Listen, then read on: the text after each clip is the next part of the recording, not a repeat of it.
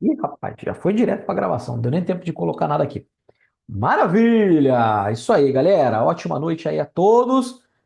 Acredito, né, que a grande maioria aí deva me conhecer de outros carnavais, professor Marcelo Campos. Quem não me conhece, né? A gente tem trabalhado aí junto com o CA em alguns projetos, até nesse do TSE também, que a gente está encerrando agora, a última semana, né, galera? Semana derradeira. E tô aqui com vocês ontem, inclusive, né? Foi a aula que eu dei lá para a galera de técnico, mas eu falei para você, o conteúdo é deles também, né? Gestão de projetos, mas é que lá é chamado de gestão de projetos. Para vocês é 14.133 dentro de licitações e contratos, tá? Então, se você quiser aproveitar, a gente deu uma revisadinha ontem em relação a essa parte de contratos aí, galera, dentro da Lei 14.133, tá? É que lá realmente estava focado para a galera dentro da administração de lei pública, mas esse conteúdo é o mesmo também de vocês dentro do direito administrativo, tá bom? Então, deixar esse recado aí, não sei se já passou essa informação para vocês. Quem tiver tempo e quiser, corre lá que a gente deu uma revisadinha do artigo 89 para frente, tá? Lá da Lei 14.033. E aqui hoje, né, a incumbência que o CA me deu, a gente trabalhou aqui, né? Inclusive, quem está na mentoria lá, a gente tem trabalhado direito constitucional, eu sei que a gente está parado lá em organização política do Estado, e acho que ano que vem só que a gente vai voltar, né? Nos veremos lá dentro da mentoria. E a ideia é, o CA falou, cara, eu acho que ele já deu administrativo para vocês, e eu darei constitucional, acho que quinta-feira, um trem assim, acho que é mais ou menos isso. E aí ele falou, cara, tem alguma coisa ali que é diferente do administrativo constitucional. E aí, assim, galera, analisando, eu não achei nada de condicional, tá? O condicional que está no edital lá de analista judiciária área judiciária, e claro que o nível de cobrança ele pode ser maior e vai, né, do que de técnico. Mas o conteúdo em si, igual, eficácia de normas, artigo 1º até artigo 135, tá? Se eu não vi errado, é isso que estava lá. Aí eu falei para você, falei, cara, não tem nada de condicional diferente de técnico. É a mesma coisa, só o nívelzinho por ser analista judiciário. Legal? Mas até estou preparando um trem lá para sexta-feira. Lá, sexta-feira a gente vai ficar lá na parte de analista, depois na última hora. Aí estou preparando um trem lá para a gente poder trabalhar, que vai abarcar não só eleitoral, tá, galera? Mas vai abarcar também constitucional administrativo. Fiquem tranquilos. E aí, na parte de direito administrativo, você já deve ter mandado aí o material para vocês. Ih, cadê aqui o meu? Peraí. Ih, galera, peraí, acho que eu fechei. Rapaz, eu deixei ele aberto aqui a tarde toda. O que eu fiz aqui? Peraí.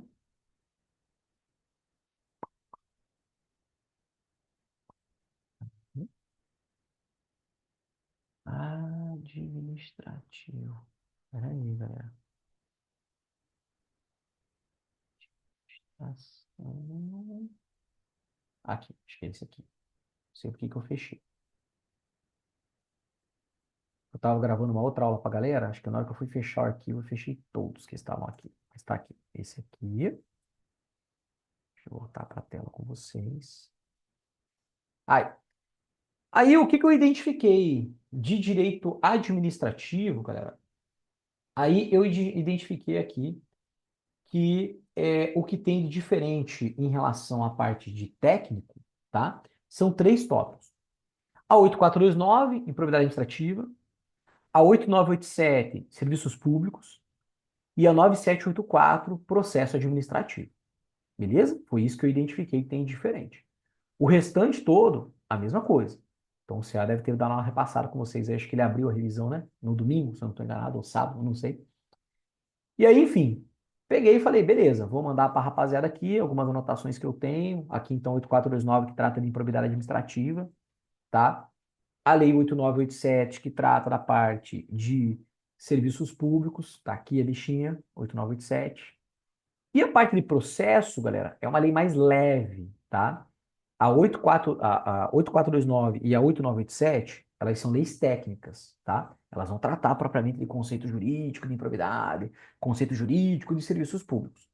A 9784, que trata de processo administrativo, cara, isso aqui você não precisa nem estudar a lei. Tanto que, quando a gente estava estudando antes do edital, essa lei era estudada. E eu sempre deixava ela para o final. Por quê? Porque a 9784 é uma grande revisão, na verdade, do direito administrativo, cara, como um todo. E aí eu não coloquei a lei inteira aqui para vocês, não. Aí eu trouxe aquilo assim, o que que o Sebrasp mais gostou de cobrar nesse ano de 24? Tá aqui o bicho.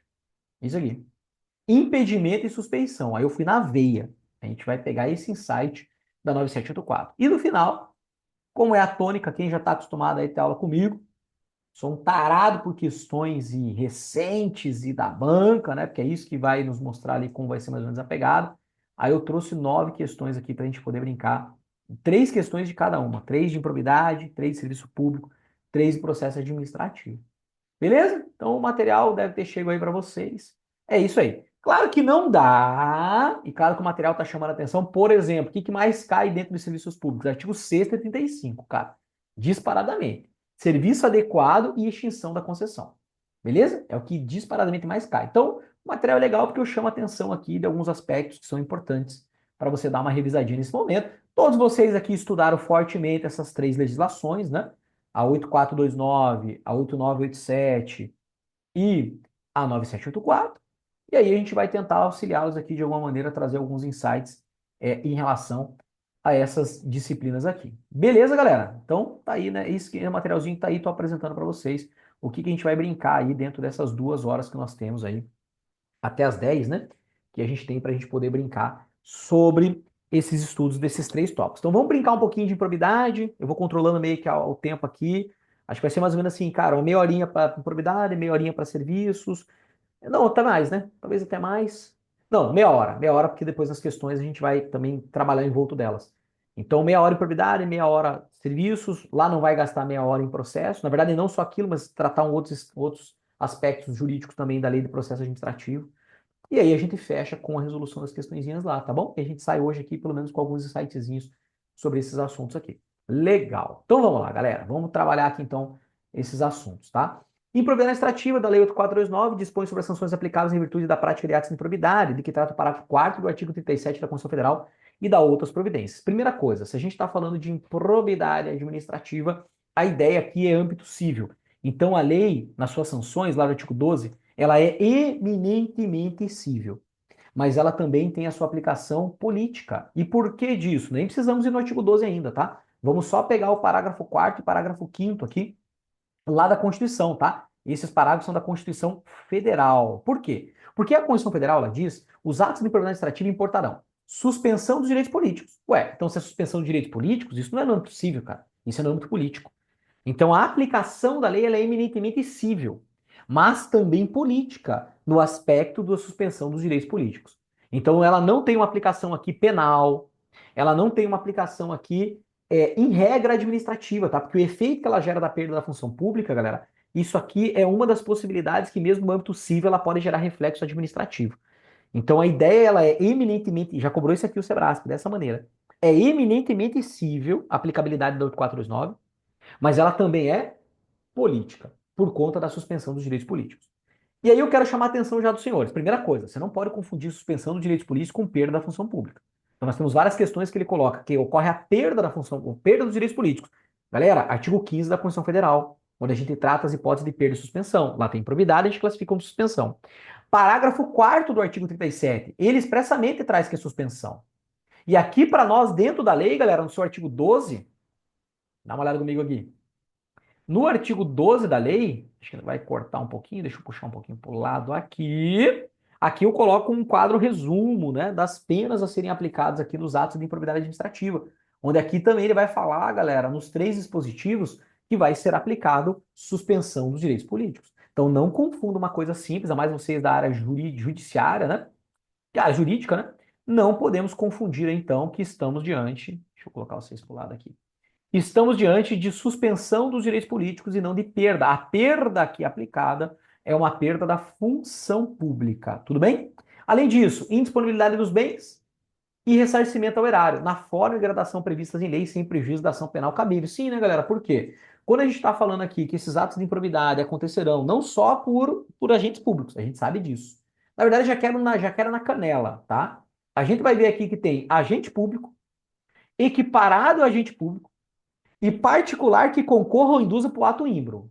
Estão lembrados, né? Então a gente tem o agente público, equiparados a agente público, e aquele particular que ele vai concorrer ou induzir para o ato ímpro. Galera, particular nunca vai ser responsabilizado por um ato de improbidade sozinha. Nunca. Ok? Particular nunca. E não pode confundir particular quando a gente está falando daquele que é equiparado a agente público pela lei. Tudo bem? São diferentes. Legal? Então guarda esse trem aí. Então, quando a gente está falando de agente público ou equiparado a agente público, galera, a gente sabe que a responsabilidade ela pode acontecer no âmbito civil, administrativo e penal. Então, a própria Constituição Federal diz que esses atos de improbidade, além de serem responsabilizados aqui eminentemente civil, mas também política, e gerar reflexo também no âmbito administrativo, de acordo com o 8.112, por exemplo, artigo 117 do 8.112, ainda assim você pode sofrer uma ação penal aqui. Tudo bem? Então, bem tranquilo. Agora, o que que eu quero já nesse parágrafo quarto aqui que você tome cuidado? Legal? Qual é o problema? Não, duas perguntas, na verdade. Primeiro, quando a gente diz que a lei de improbidade administrativa ela é aplicada a todos os agentes públicos, isso é uma verdade absoluta? Quero bater um papo com vocês aí. É uma verdade absoluta isso aqui? E aí, fale comigo. O que vocês acham? Até porque a própria 8429 não deixa isso claro, mas a gente tem que saber, porque o Sebrae cobra. A lei de improbidade administrativa, 8429, a gente vai ver que ela vai dizer que se aplica aos agentes, ele vai caracterizar ó, o que que é agente público. Ele vai dizer quem é agente público aqui, tá? Artigo terceiro. Agora foi até antes aqui. Artigo segundo, aqui, ó. Ele vai caracterizar o que que é agente público. Beleza? Ele vai dizer quem é agente público. Mas ele não deixa muito claro, porque ele fala, ó, mandato, cargo, emprego, função. Beleza? Mas a minha pergunta bem objetiva para vocês, galera. Quando a gente está tratando aqui da aplicação de agente público, eu aplico a 8429 a todos os agentes públicos por ato de improbidade administrativa? É só dizer Acho sim que ou não. sim. Acho que sim. Sim. Alguém quer dizer não? Não? Então os senhores não podem esquecer do artigo 85 da Constituição Federal. Existe um agente público ao qual eu não aplico a 8429 e Sebrasp cobra. Que agente público é esse? O presidente da República. Presidente. Presidente da República. Então, a 8429, ela não é aplicada ao presidente da República. A STF já decidiu isso aqui, já acabou, já está decidido, as questões cobram, não se aplica. Então, vai se aplicar a todos os agentes públicos. Por quê, galera? Porque o rito de improbidade administrativa, de acordo com o artigo 85 da Constituição Federal, é aquele que nós vimos da Dilmona, aquilo que aconteceu com a Dilma. Tudo bem? Ela cometeu improbidade administrativa. Qual foi o rito? A Câmara, por 2/3, então, uma das 5 competências do artigo 51, é ela que vai autorizar que o presidente possa ser responsabilizado por crime de responsabilidade, que lá dentro do rol do artigo 85 da Constituição Federal nós temos lá contra a probidade administrativa. E por esse motivo o STF falou, peraí, já era assim antes, tá? Antes da alteração. Galera, essa lei aqui foi totalmente reformada em 21, né? 2021, totalmente reformada. Legal? Então, essa lei de improbidade, galera, ela vai aplicar a todos os agentes, menos o presidente da República, por ele ter um rito específico lá no artigo 85 da Constituição Federal, através de uma lei federal especial, vai dizer como esse rito vai acontecer. E a gente viu lá acontecendo no caso da Dilma, né? Foi justamente ela cometeu ali algumas improbidades administrativas. Tudo bem? Então não esqueça desse trem. Então essa é a primeira pergunta. Segunda pergunta. Porque o Sebrae tem cobrado. Galera, tudo que eu for falar aqui, como é uma revisão, tem que ser pontual, tudo isso aqui a banca já cobrou. Esse parágrafo quarto, ele traz 4 sanções. 4. Suspensão de direitos políticos, perda da função pública, indisponibilidade dos bens e ressarcimento. Ele fala os atos de improbidade. Tem alguma coisa esquisita desse parágrafo quarto em relação à Lei 8429? Isso aqui, inclusive, já foi cobrado em discursiva. Isso aqui já foi cobrado em discursiva. Esse parágrafo quarto em relação à lei como um todo, 8429. Quando você lê aqui esse parágrafo quarto, tem alguma coisa que te chama atenção em relação ao que vocês estudaram na lei 8429? Sobre essas sanções aqui? Aqui falta multa e, Legal. e Não precisa nem ser. proibição de contratação Ótimo. de. Existem algumas sanções. Ótimo. Não era bem isso, mas isso é perfeito. A, a Constituição Federal, ela cita 4 sanções. A lei de improbidade, ela vai ampliar esse rol, que foi aquele quadrinho que está no material aí que eu coloquei ali embaixo. Ele vai ampliar esse rol. Tudo bem? Legal. Isso é importante. Mas tem uma outra coisa que o Sebrasp gosta de explorar bastante aqui, galera. Porque a Constituição está falando o seguinte, ó, importarão. Ela está dizendo assim, ó, vai ter. Os atos de improbidade. Ah, detalhe. Quais são os atos de improbidade administrativa? Lembrando que nós não eram quatro antes, né? Hoje não são mais. Tudo bem? Eu gostaria que nós lembrássemos dos três atos de improbidade administrativa na sua gradação. Do parágrafo nono, que é o mais grave. Qual é o primeiro ato de improbidade administrativa?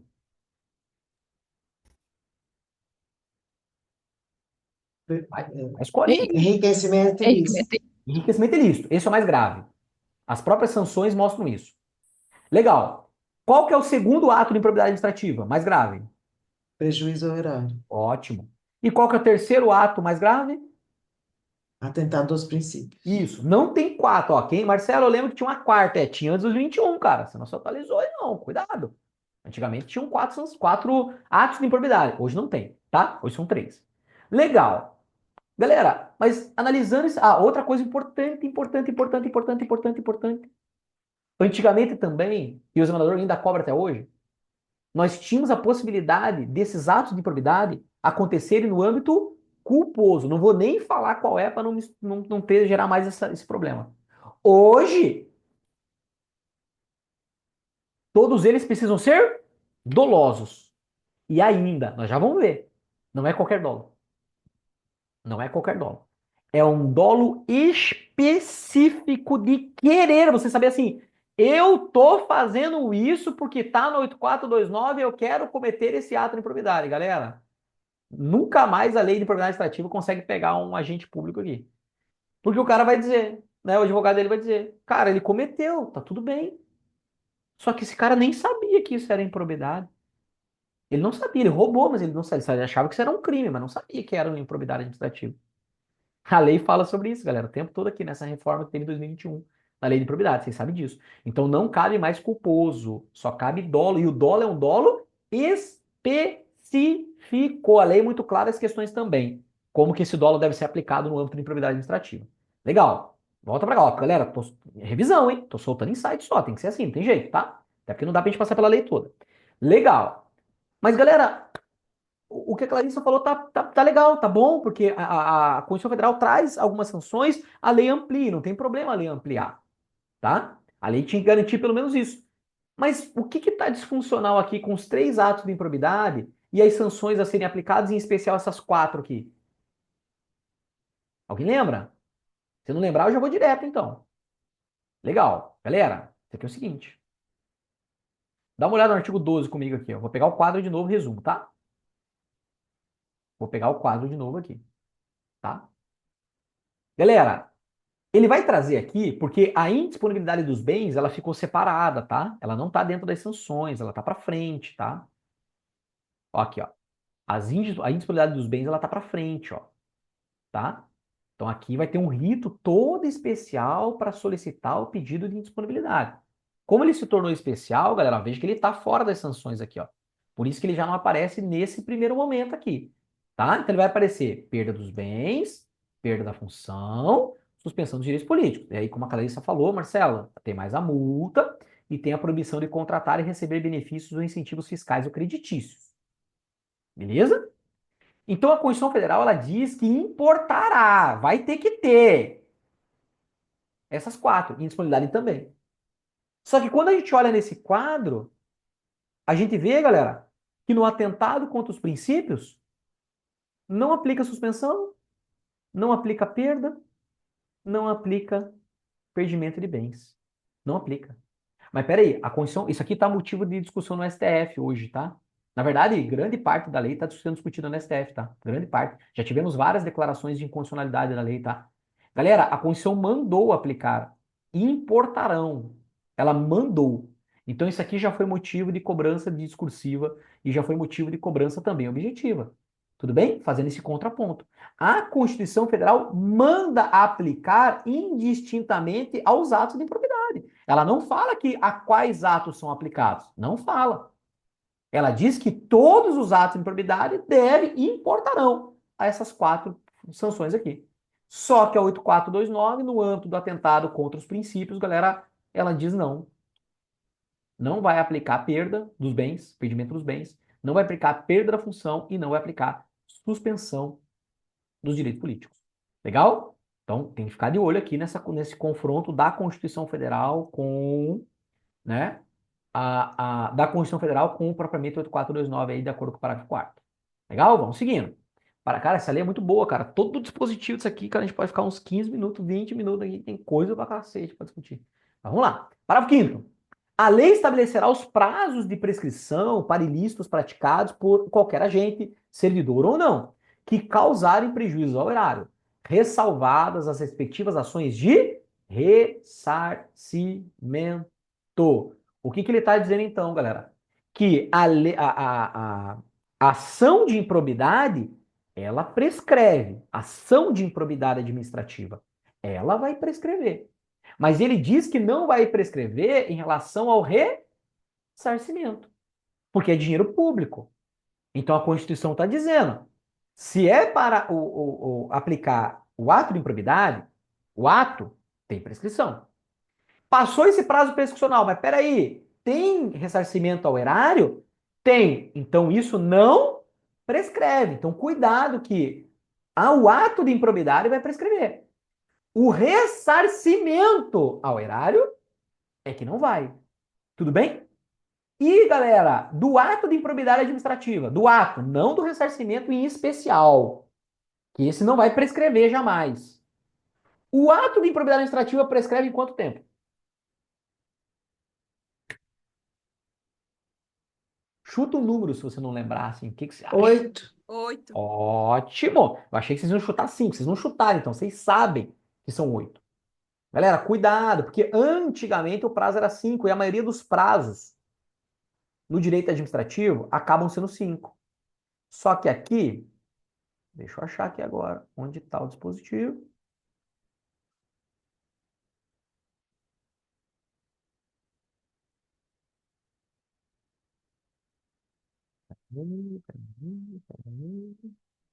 Ah, isso aqui é legal. Isso aqui também é perguntado.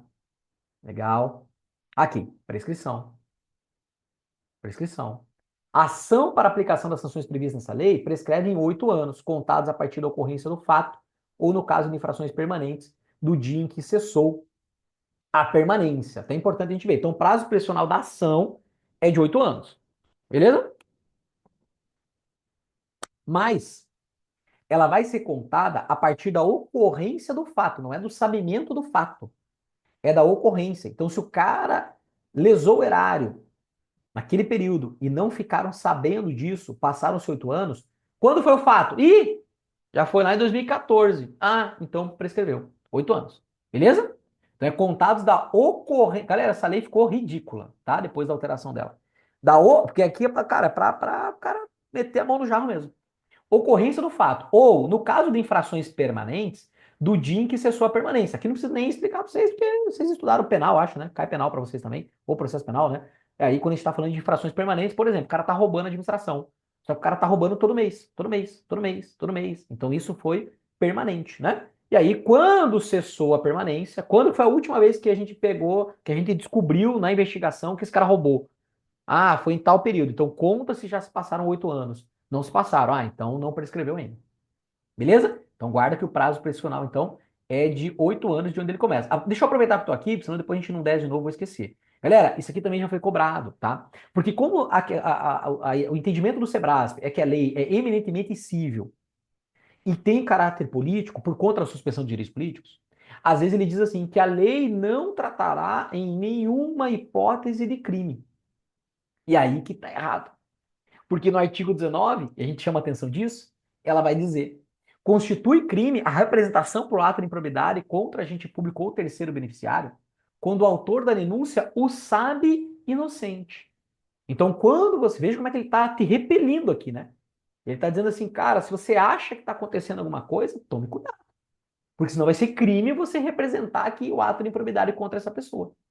Porque veja, que você fala assim, o sabe inocente, vai que depois esse cara consegue comprovar de fato que ele era inocente e que eu estava agindo de má fé com ele em relação a isso.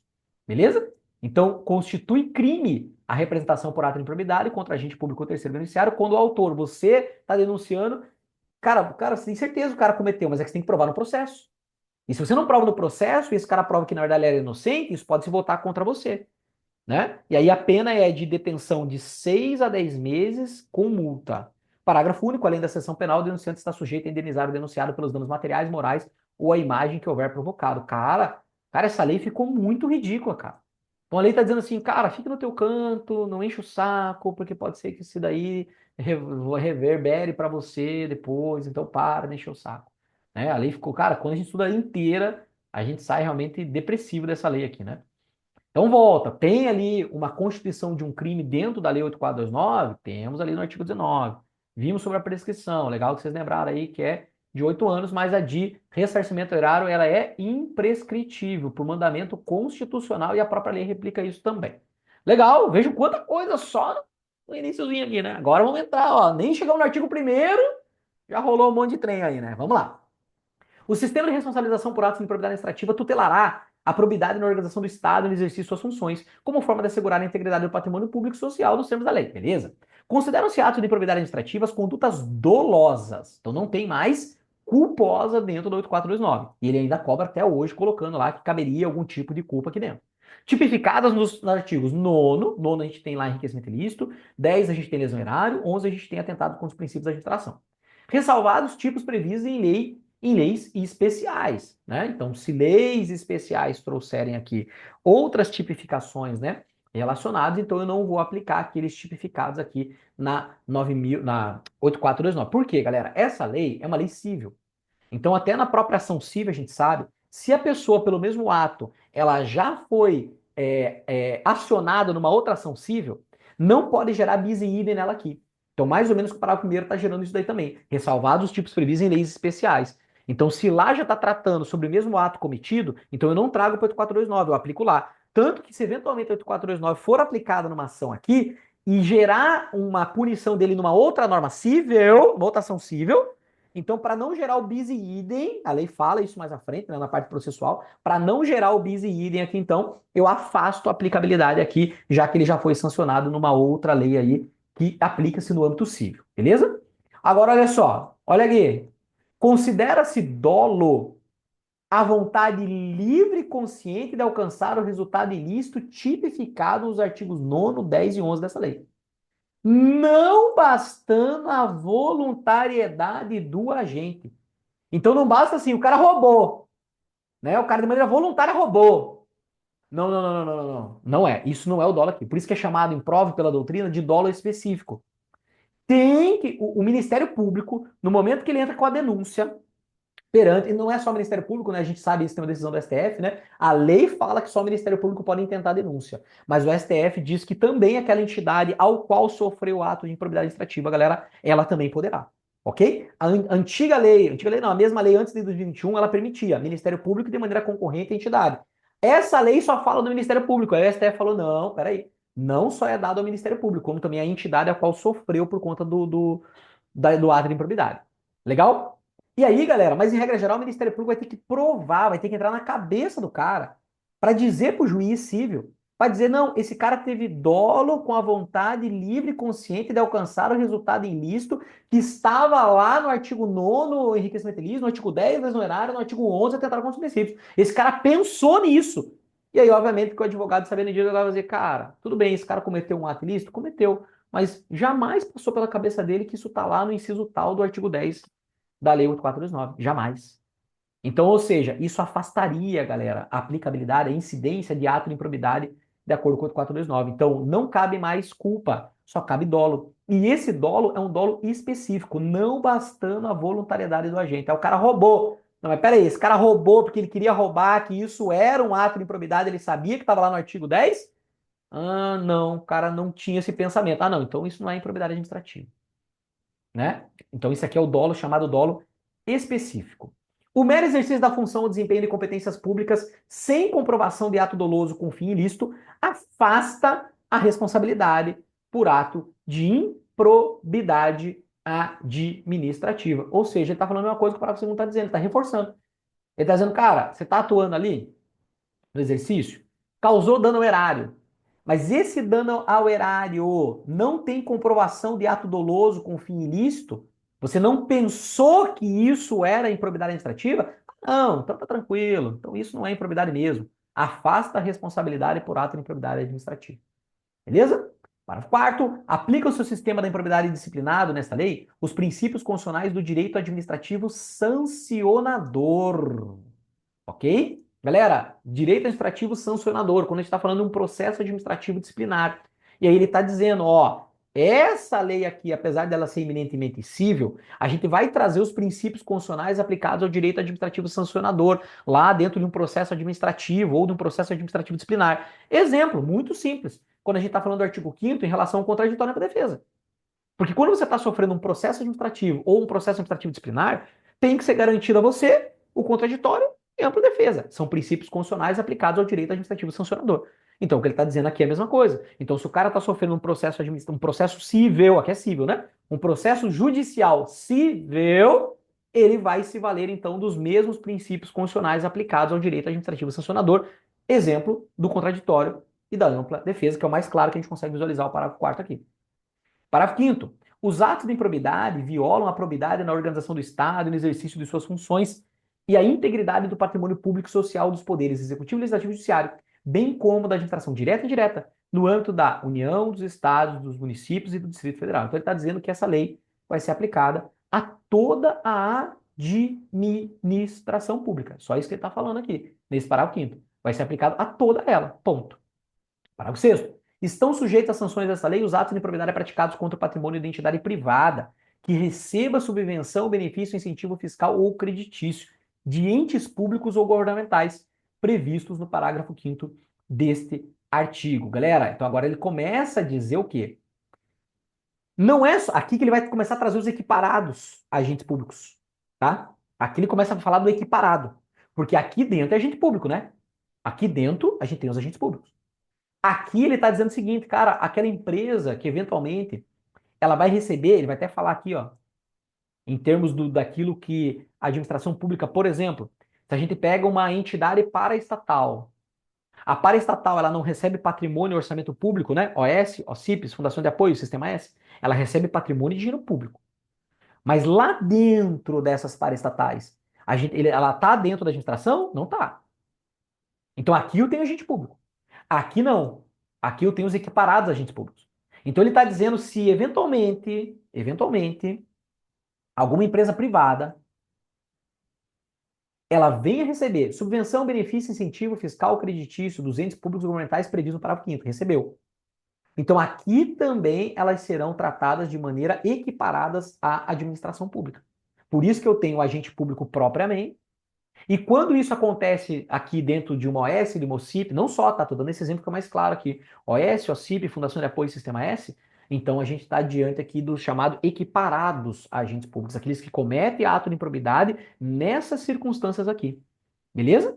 Parágrafo 7º. Independentemente de integrada a administração indireta, estão sujeitos às sanções desta lei os atos de improbidades praticados contra o patrimônio de entidade privada para cuja criação ou custeio o erário haja concorrido ou concorra no seu patrimônio ou receita atual, limitando o ressarcimento de prejuízos, nesse caso, a repercussão do ilícito sobre a contribuição dos cofres públicos. Então veja que aqui ele está falando, cara, essa entidade privada que receba isso, os atos de improbidade também alcançarão elas. E aqui ele está falando até de um caso mais específico até, quando ele está falando da criação ou custeio delas. Então, quando elas foram criadas, e não estamos falando só daquelas que estão na indireta, hein? Não estamos falando só de sociedade economia mista, empresa pública, fundação pública, ou até mesmo consórcio público de direito privado. Não está falando só delas. Ele fala, independentemente de integrar. Qualquer entidade privada, com a administração pública ela criou, ou ela tem custeado isso, né, recorrentemente aqui, também vai ser aplicado aqui a Lei 8429. Só que nesse caso, tá? Nesse caso da criação e do custeio, nesse caso, fica limitado o ressarcimento de prejuízos, a repercussão do ilícito sobre a contribuição dos cofres públicos. Por exemplo, a administração pública tem entrado aqui com 40%. Então, se ocorreu um roubo dessa empresa, roubaram a empresa, aquilo que eu vou pensar dentro de uma ação civil é 40% do total. A administração, 40% ela banca? Tá, quanto que foi o roubo? Foi 2 milhões. Ah, então se foi 2 milhões, aqui o que a gente vai se preocupar é com 800 mil. E o restante vai ser numa outra ação civil autônoma. Aqui é só improbidade administrativa. Então, nesse caso, eu estaria limitado ao valor daquilo que a administração pública repercute no capital ou, né, aqui naquilo que é dentro da sua receita, né, corrente, a administração pública ela injeta ali. Beleza? Então veja que aqui ele começa a tratar que não é só na administração pública propriamente, é fora dela também. Por isso que a gente começa a ter a figura dos equiparados agentes públicos, que as questões cobram bastante. Não configura improbidade a ação ou omissão decorrente de divergência interpretativa da lei baseada em jurisprudência, ainda que não pacificada, mesmo que não venha a ser posteriormente prevalente nas decisões dos órgãos de controle ou dos tribunais do Poder Judiciário. Galera, ação ou omissão de divergência interpretativa de lei. Não é ato de improbidade. Aqui é tudo bem, aqui faz sentido bastante, tá? Baseado em jurisprudência, ainda que não pacificada. Então ele está dizendo o seguinte, cara, há uma discussão de como isso se aplica. Se é desse jeito, se é desse jeito, há uma discussão jurisprudencial, né? Tá pacificada, não tá? O Tribunal de Contas diz que não é, o Poder Judiciário nas decisões diz que é, ou seja, não há ainda um assentamento aqui, né, propriamente. Então isso a lei está dizendo, ó, nesse caso, se você cometeu de uma maneira divergente e que posteriormente isso aqui foi pacificado, que não era assim que era para fazer, era do outro jeito, não se preocupa, isso não é improbidade administrativa. Então, se está ocorrendo, não é nem divergência de interpretação de lei, tá? A palavra é divergência. Não só na interpretação, mas também nos tribunais de contas, também no Poder Judiciário. Está tendo essa divergência aqui, ou veio num andamento de divergência de como efetivamente se aplicaria a norma. Tudo bem? Então, o agente público aqui, ele atuou dessa maneira aqui, onde há essa divergência, cara, não dá para saber exatamente ainda o que é, o que não é. Mesmo que posteriormente lá se pacifique aquilo, isso não vai ser declarado como ato de improbidade administrativa, no parágrafo 8º. Agora, bem importante os dois próximos parágrafos. A gente vai dar um pulo um pouco mais para frente ali, senão a gente não consegue ver um pouco dos outros, né? Para os efeitos dessa lei, considera-se agente público o agente político, o servidor público e todo aquele que exerça, ainda que transitoriamente ou sem remuneração, por eleição, nomeação, designação, contratação ou por qualquer outra forma de investidura ou vínculo, mandato, cargo, emprego ou função nas entidades referidas no artigo 1º dessa lei. Ou seja, como a gente falou, é agente público lá de acordo com o Eli Lopes Meirelles, agentes políticos, honoríficos, delegados, credenciados administrativos. Vem para cá, tudo aqui. Menos presidente da República. Presidente da República não vem para cá. Beleza? Então é isso que ele tá falando. Ele não fala, né, aqui expressamente, mas o presidente não vem para cá. Parágrafo único. No que se refere a recursos de origem pública sujeitos às sanções previstas nessa lei, o particular, pessoa jurídica, pessoa física ou jurídica, que celebra com a administração convênio, contrato de repasse, contrato de gestão, termo de parceria, termo de cooperação ou ajuste administrativo equivalente. Esses são, galera, os equiparados. Como ele disse aqui. Esse aqui, esse aqui. Então, essa galera que está nas pessoas jurídicas de direito privado, que não estão constantes da administração pública, porque esses são agentes públicos aqui, ó. Ele fala administração direta e indireta. Então, servidor público e empregado público, vem para cá. Aqueles que atuam nas empresas privadas, que estão fora da administração, seja pelo parágrafo 6º, pelo parágrafo 7º, eles entrariam aqui nesse parágrafo. E aqui agora estamos diante, então, dos equiparados agentes públicos. Ele não falou do particular ainda. Equiparados a agente público. Beleza? Olha agora o artigo 3º. As disposições dessa lei são aplicáveis no que couber aquele que, mesmo não sendo agente público e nem equiparado a agente público, induza ou concorra dolosamente para a prática de ato de improbidade. Agora, esses são os particulares, ok? Agentes públicos menos presidente da República, equiparados agentes públicos dentro daquelas pessoas jurídicas de direito privado ali que a gente viu, e os particulares que induzam ou concorram para o ato improbo. Ou seja, por isso que a banca pergunta, tem como particular sozinho ele cometeu ato de improbidade? Não tem, porque ali está claro, ele induziu ou concorreu de maneira dolosa também, porque tem que ser doloso, né? Ele induziu ou concorreu de maneira dolosa aqui para esse cometimento. Por exemplo, né? Se estamos falando ali no âmbito de um processo licitatório, não tem contrato, não tem nada ainda. Aí o cara vai lá e fala, cara, eu vou te dar uma graninha aqui para tu conseguir conduzir aqui o processo licitatório para que a gente ganhe a licitação. Opa, induziu e concorreu de maneira dolosa. Para que o agente público cometa o ato de improbidade. E aí o particular vem junto. Beleza? Só que o particular nunca sozinho. Ele tem que ter induzido ou concorrido e de maneira dolosa também, como a gente viu que é a tônica da lei. Culposo não cabe mais dentro da norma. Legal. Até a gente vai ter que dar um salto, galera, que já é 15 para as 9 já, bicho. Tem mais uma pessoa aqui dentro que pode ser respingado pelas sanções da 8429. Então a gente viu agentes públicos menos presidente, equiparados a agentes públicos e particulares que induzam ou concorram de maneira dolosa para o ato ímpro. Só que tem mais uma figura aqui que pode respingar sanções para ele. Quem é essa figura?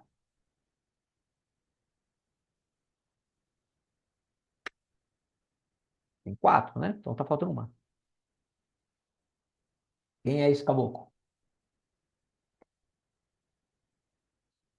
Tá aqui. O sucessor ou herdeiro daquele que causar dano ao erário ou que se enriquecer ilicitamente estão sujeitos apenas à obrigação de repará-lo até o limite do valor da herança ou do patrimônio transferido. Então o cara morreu, a galera ali toda morreu, agente público, equiparado a agente público.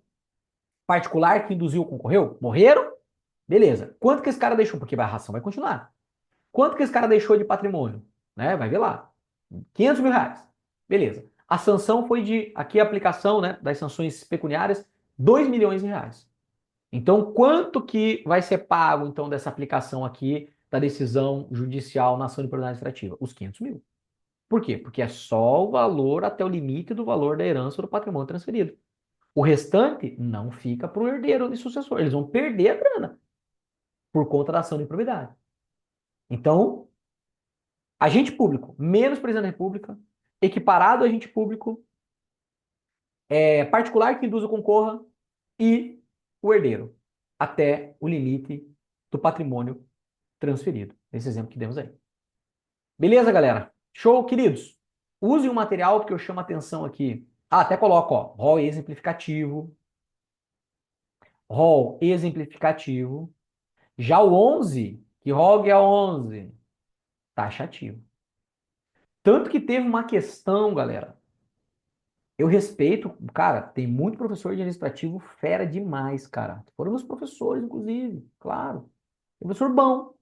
Só que teve uma questão da FGV, Controladoria Geral do Estado de Santa Catarina, que os caras deram uma comida de bola geral, assim, galera, estratégia, grande direção.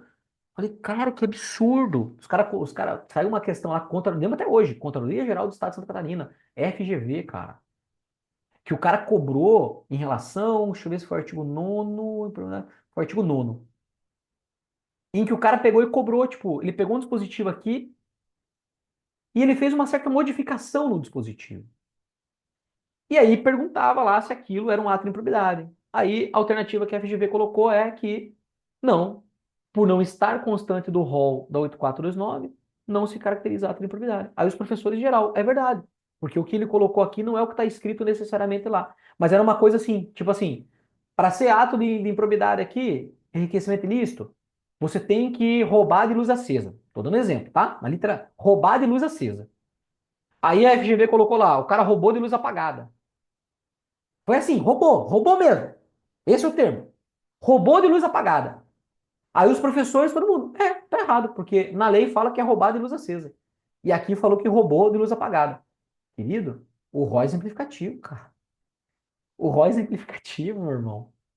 Então, não tem que necessariamente estar ipsis literis do que está aqui. Se ocorreu o enriquecimento ilícito, foi comprovado o enriquecimento ilícito, se o RO, que ele fala aqui, ó, notadamente, o que ele está querendo dizer notadamente? Esses que estão aqui são enriquecimento ilícito. Outros poderão ser, tem que ser analisado. Desde que tenha o dolo, né? Desde que tenha aqui as devidas caracterizações aqui que o próprio CAPT traz. E aí a questão era nítida, foi esse exemplo, que daí o foco não é a luz acesa ou apagada, o foco é roubar. Foi desse jeito que a questão da FGV, assim, tô fazendo uma analogia, né? Mas a questão foi essa. E aí a galera geral, não, tá certo mesmo. E eu não concordei com o gabarito, não faz sentido, porque o RO é exemplificativo, cara. Então guarda isso, galera, isso aqui é muito cobrado também. O 9º é exemplificativo, o 10 é exemplificativo, ou seja, cabem outras hipóteses além daquelas que estão dentro dos incisos, né? Nós já sabemos. E eu chamei atenção para os verbos, tá? Se você estudar legal isso aqui, cara, tu não erra quando ele cobra uma hipótese, tá bom? Porque os verbos são muito claros aqui. Os verbos, coloquei em verde, ó. Os verbos são bastante claros aqui. Já no artigo 11, galera, aí a gente está diante de um rol que é taxativo, cara. Se não tiver em relação ao que consta desses incisos, não posso dizer que foi ato que atentou contra os princípios da infração. Beleza? Outra coisa, rápido aqui, pente para serviço. Aí vocês vão dar uma lida depois, né? Ó o quadrinho, fiz um quadrinho resumo aqui sobre as sanções, bastante cobrado, chamei atenção aqui, né, para os principais aspectos. Galera, é, quando eu tenho, quando eu tenho o enriquecimento ilícito, tudo bem? Necessariamente eu tenho lesão erária, que essa é a mais gravosa, né? Necessariamente eu tenho lesão erária?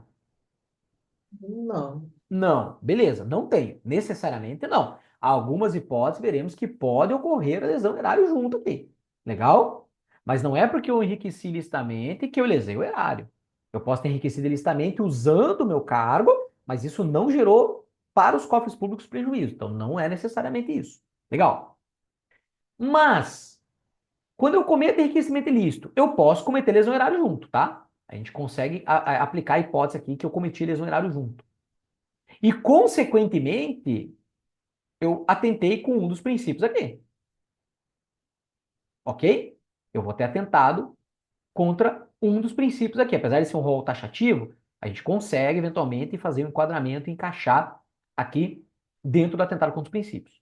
O que eu quero dizer com isso? Se o cara atentou contra os princípios, se o cara lesou o erário, se o cara enriqueceu ilicitamente, ele vai ser punido pelos 3 atos de improbidade? Não, beleza? não, Sempre vai ser o mais grave. gravoso. Então se mantém o mais gravoso. Outra coisa que está na parte processual também, o Sebrae cobra bastante. O Ministério Público foi lá e disse que o cara, ele cometeu esse ato aqui, que ele cometeu. Beleza? Aí depois, no decorrer da ação, o juiz vem e fala assim, não, cara, ele cometeu esse ato, não aquele. Ele cometeu esse, não aquele. O juiz pode mesmo assim, não, é tudo bem, tá tudo bem. O Ministério Público falou uma coisa, a gente descobriu que é outra. O juiz pode dar ainda assim a sentença, galera, que ocorreu o ato de improbidade administrativa? Quando no Ele pode, decorrer. Oi, desculpa, pode falar, pode falar. o ato, mas daí ele corrige, né? O juiz pode fazer essa correção? Eu acredito que sim. Não. A lei fala lá embaixo. Não? Por isso que essa Tá. lei é maluca, essa lei é esdrúxula. Lá embaixo ele vai dizer: se o juiz, no decorrer da ação, ele identificar que a denúncia que foi feita por parte do Ministério Público, ela não é caracterizada por aquele ato de improbidade administrativa específico, o juiz vai finalizar o processo aqui dizendo que aquela acusação que foi feita não é legítima por parte do Ministério Público. Mesmo que o juiz enquadre no outro. O Ministério Público vai ter que voltar tudo de novo.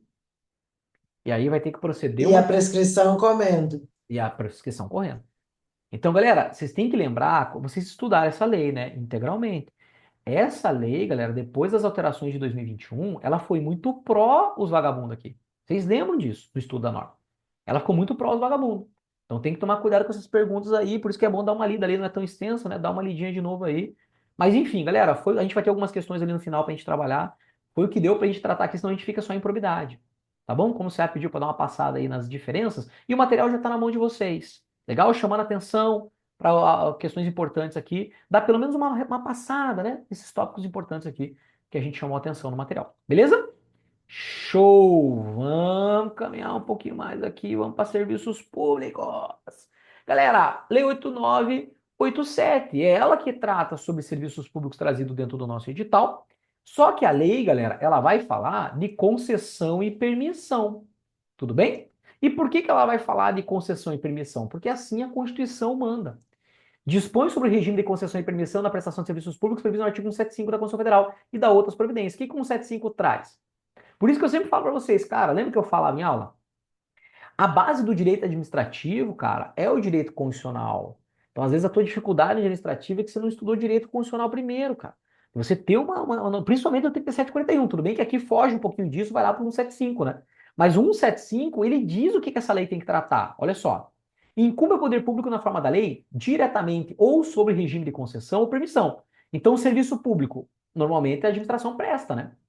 Ou uma concessão ou permissão. Sempre através de licitação. E, então, para aí. Então, já tem um detalhe aqui. Deixa eu ver se está do lado aqui, senão vocês vão colar. Ah, não, não tá aqui. Acho que tá no de baixo. Ué, cadê? Tinha que ter aqui ou eu não chamei atenção aqui? Não chamei atenção aqui. Ah, chamei sim! Opa, tirei já da tela. Agora que eu vi ali. Mas vamos lá, vamos ver se vocês lembram. A Constituição Federal diz que tem que ter licitação. E aqui ele fala de concessão e permissão, beleza? Licitação, 14.073, concorrência, concurso, leilão, pregão, diálogo competitivo. Tudo bem?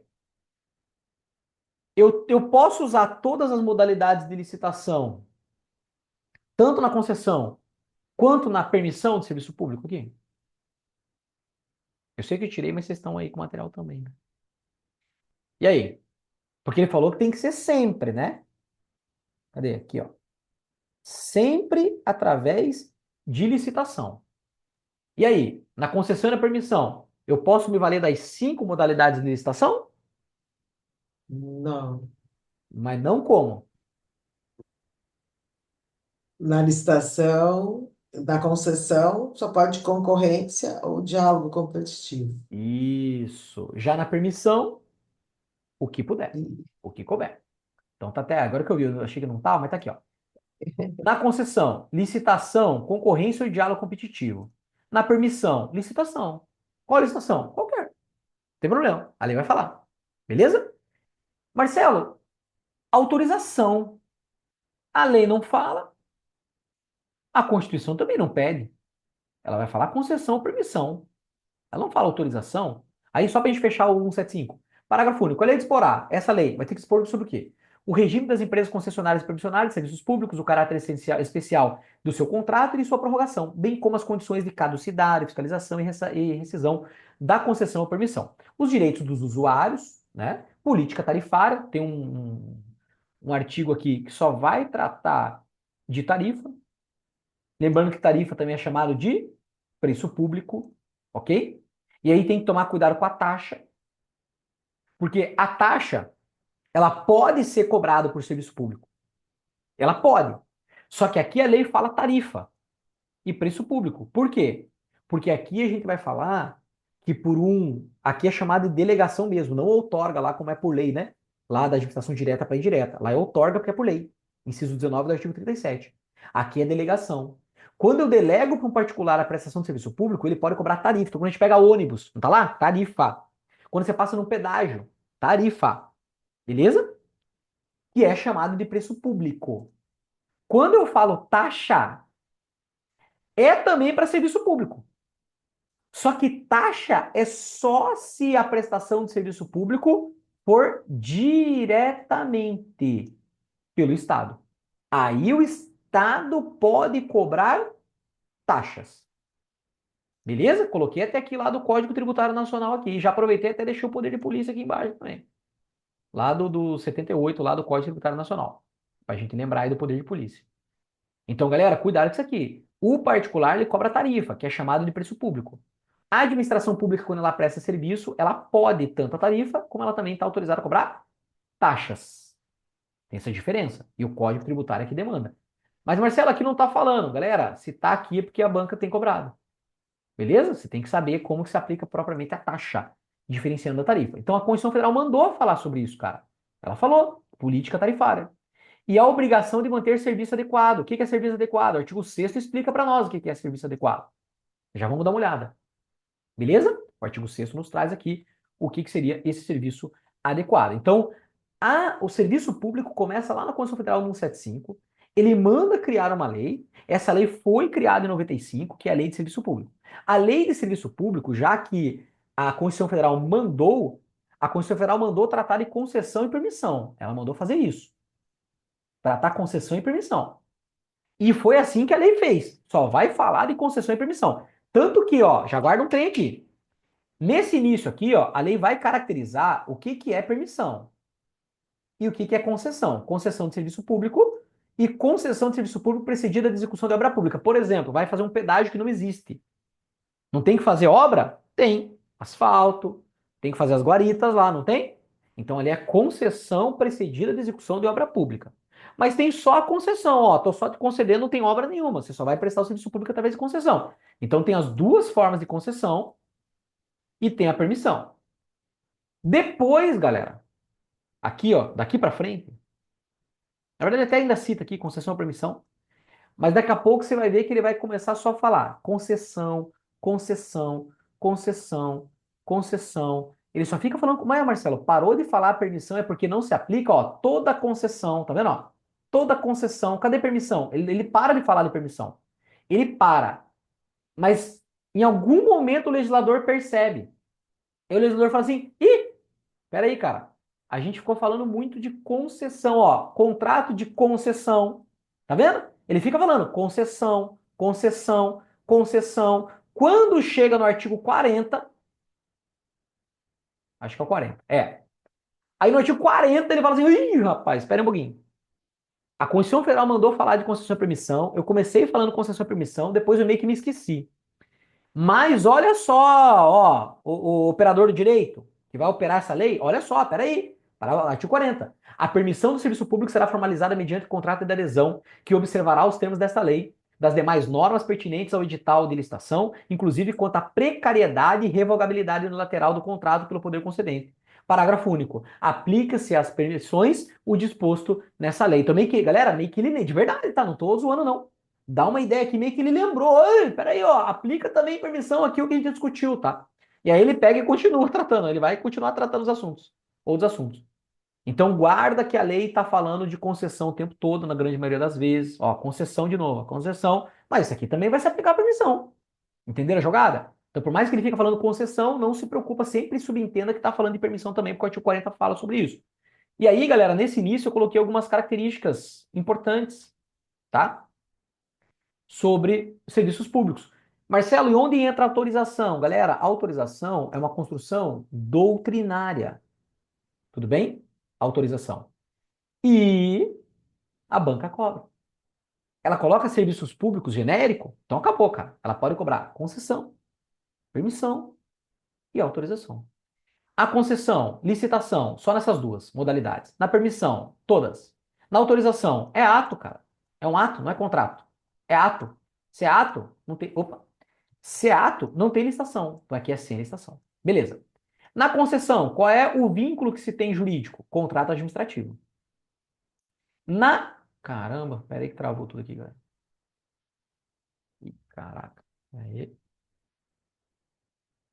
Acho que é porque tá gravando na máquina. Aí começa a ficar meio pesado esse zoom aqui. Eita. Peraí, galera. Tô mexendo o mouse, ele tá, não sei se vocês estão vendo, ele tá travando. Ih.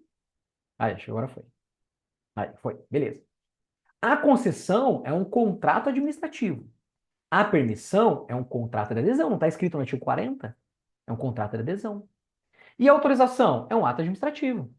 Autorização, licença, são atos administrativos. Beleza? E a autorização, inclusive, é um ato discricionário da administração pública. A concessão, ela é bilateral. A permissão, bilateral. Por quê? Porque é contrato, cara. Contrato é bilateral. É de duas partes. E ato? Ato é é unilateral. Tudo bem?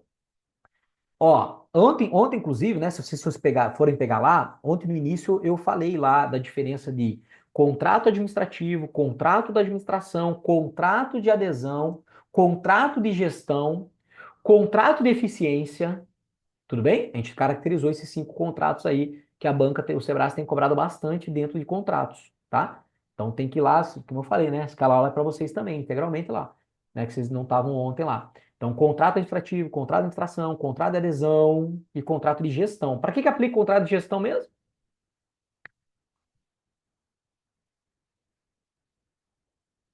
De gestão. É aquele contrato de eficiência? Não, contrato de eficiência é aquele que é o quanto o cara me dá de economia é o que eu vou remunerar ele proporcionalmente.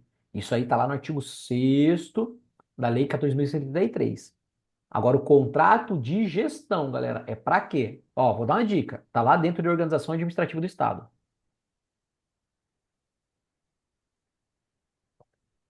Vou dar outra dica. É uma das duas agências. Agência executiva, então. Executiva. A agência executiva, galera, ela vai acontecer, de acordo com o parágrafo 8º do artigo 37 da Constituição Federal, através de um contrato de gestão. Não pode confundir com o contrato de adesão. Questões do Sebrasp aqui que ele coloca. As permissões acontecerão através de um contrato de gestão. Você fala, eu lembro que não era bem administrativo o nome mesmo. Acho que tá certo. Pé. Errado. Contrato de adesão, como vimos no artigo 40 aqui. O que que é um contrato de adesão, galera? Só para ficar, só um pouquinho, galera. Só para ficar um pouco mais claro, tá? Amor, só para ficar um pouco mais claro. O, o contrato, galera, de adesão é aquele ao qual eu não discuto cláusulas, tá? Sabe quando você tá lá, você vai fazer o da Claro, vai fazer o Banco do Brasil, sabe esses contratos? Só tá lá pra você colocar o negocinho e dizer que você concorda, né? Isso é contrato de adesão, tá? O contrato administrativo, pelo grande vulto que ele tem, ainda algumas cláusulas a gente pode discutir com o contratado, poucas, mas pode. Já o de adesão não tem como, cara. Aceita sim? Não, então tchau, vou chamar o outro. Aceita sim? Aceito. Ah, então beleza. Tudo bem? Lembraram? Aí aqui, ó, importante também, galera, eu tô resumindo a lei aqui, tá? O dispositivo da lei, que nós veríamos ali mais pra frente. Tô resumindo aqui. A concessão, ela pode acontecer por pessoa jurídica ou consórcio de empresas. Estão lembrados disso? Ela pode ser por pessoa jurídica, ou seja, não pode pessoa física aqui. Mas eu posso consórcio de empresa, eu posso juntar. Por exemplo, tá? Quando tivemos lá o serviço público no Porto de Suape, das empresas do Eike Batista. Não sei se vocês lembram lá das empresas X do Eike Batista. As empresas do Eike Batista, galera, elas não tinham necessariamente um know-how de poder atuar em todo o Porto de Suape, cara. Não tinham. E aí, o que o Eike Batista fez, né? Na época que era Bambamã ainda, né? Foi lá e chamou outras empresas empreiteiras para ir junto com ele. Falou, cara, tem algumas coisas aqui na área marítima que eu não atuo dentro das minhas empresas X. Mas vamos junto comigo, a gente faz um consórcio para a gente atuar nessa concessão. Então, a concessão permite ou pessoa jurídica ou consórcio de empresas. Beleza? Lembrando, galera, uma empresa que esteja no consórcio, ela pode ir sozinha como pessoa jurídica na mesma licitação? Não, né? Lembre-se disso, tá? Ela não pode participar do consórcio e estar sozinha como pessoa jurídica dentro da licitação. Não pode. A permissão, ela tem que ser então por licitação, contrato de adesão, é bilateral. Tanto pessoa jurídica quanto pessoa física podem participar. Agora, não pode consórcio entre a figura da pessoa física. E na autorização também, pessoas jurídicas e pessoas físicas podem ter autorizações. A concessão é não precária. O que que significa isso? Cara, para a administração pública romper a concessão cara, tem que ser um motivo bastante justificado. Vou dar um exemplo. Quem é do estado do Paraná, a concessão dos pedágios do estado do Paraná, pô, tu pega ali Requião, Jaime, não, Requião mais propriamente, né? O quanto que esses caras tentaram acabar com a concessão dos pedágios lá e não conseguiam. Então é não precário, cara. Porque se tem aqui um negócio. Fez contrato errado, azar é seu, cara. Se vira. Devia ter tomado cuidado em relação ao contrato. Fez o contrato errado. Por isso que é não precário. Aí vai diminuindo, ó. A permissão ela é um pouco mais precária. Então eu consigo retirar ela mais rápido do que a concessão. Tudo bem? Agora a autorização precaríssima. Se a autorização é um ato discricionário, eu posso revogar ela a qualquer tempo aqui, a autorização. Então, por isso que é precaríssimo. Então, concessão é não precária, permissão é precário e autorização é precaríssimo aqui em relação a ela. Beleza? Vamos passar para o próximo. Nem entramos na lei ainda, né? Nem entramos na lei ainda. Aqui, galera, isso é importante, né? Aqui as questões também cobram. Lembra que eu falei ali? O que ocorre aqui é delegação, cara, não é outorga. Por quê? Delegação é por contrato ou ato, outorga é lei. Olha a diferença também. Delegação transfere somente a execução. O serviço público, que nem no estado do Paraná, depois o governo do estado do Paraná não retomou, agora, os pedágios, ele retomou. E aí fez uma nova licitação, colocou um outro concessionário lá. Então é só a execução que transfere. Já no caso da outorga, lá em organização administrativa do Estado, administração direta para indireta, eu transfiro duas coisas por lei. Não só a execução, mas também a Aliás, não só a execução, mas também a titularidade também vai para lá. Legal? A delegação é quando eu estou falando de concessão, permissão, autorização, que a gente acabou de ver. A outorga é a galera da administração direta. A delegação é chamada de descentralização por colaboração, particulares em colaboração com o Estado. Estão lembrados da classificação de Lili Lopes Meirelles? Quando a gente fala lá de agentes delegados, quais são os maiores exemplos que a gente coloca lá? Concessionário, permissionário, autorizatário e cartorário, cara. Então aqui é uma descentralização por colaboração do particular. A outorga é uma descentralização chamada por serviço. Na delegação, exemplo, concessão, pedágio, permissão, transporte público, como em Curitiba, por exemplo, lá é uma permissionária, as empresas lá são permissionárias de serviço público. E autorização, Uber, né, o táxi, o Uber hoje tem que ter uma autorização para prestar esse serviço público aí. E no caso da outorga, INSS, né, que é uma autarquia, grande exemplo. Então, cuidado aqui que ele adora às vezes trazer conceitos de outorga para lá da administração, do estudo da organização administrativa do Estado, ele adora trazer para cá, para dentro de delegação. Os conceitos são diferentes aqui. Beleza? Se relaciona, claro, tudo esse serviço público. Legal? Aqui, inclusive, é aquela parte que a Constituição está falando aqui, ó. Diretamente. Se é diretamente, é o próprio Estado. Então, mesmo quando ocorre uma outorga, é o próprio Estado aplicando. E aí, quando ele fala concessão e permissão,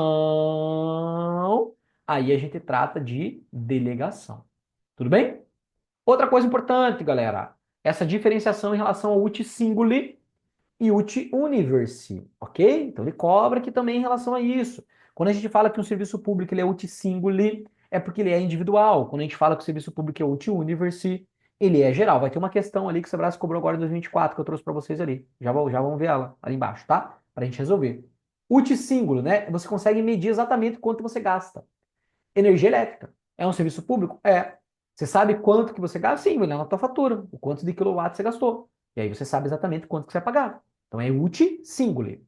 Agora, ó, iluminação também, mas a iluminação pública. Você sabe o quanto exatamente você gasta? Não sabe, mas todos nós pagamos a iluminação pública? Pagamos.